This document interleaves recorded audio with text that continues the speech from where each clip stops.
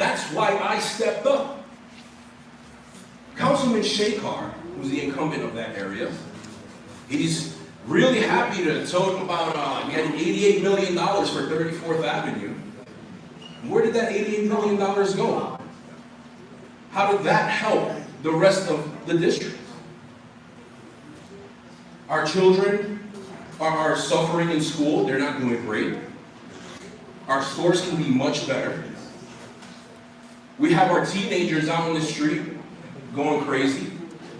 Just the other day, somebody was stabbed to death right on 94th Street, where there's a big activity of drugs being. That's where they sell crack.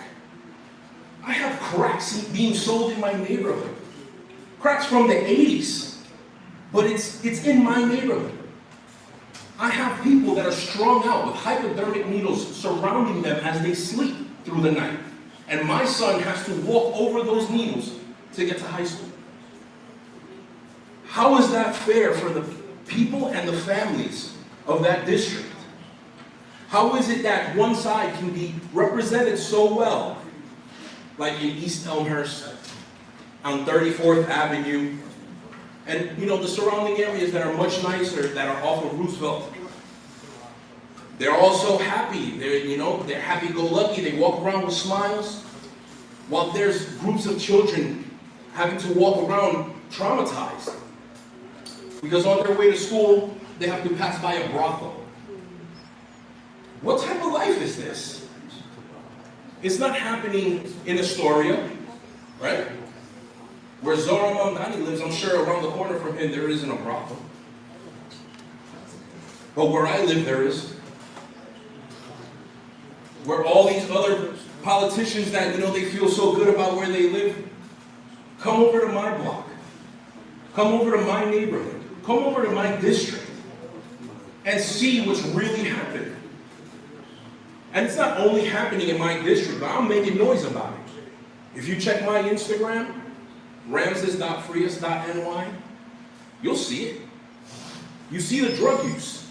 You see the prostitution.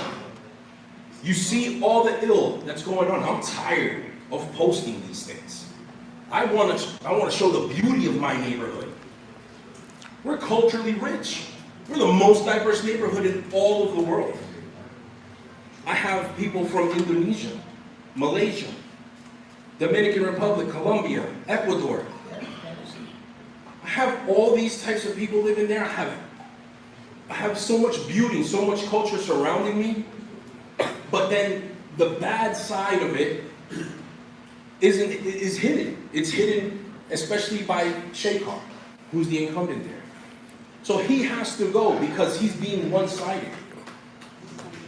We need somebody that's going to represent everyone equally, who's going to represent the people and the cries of the people that are weak.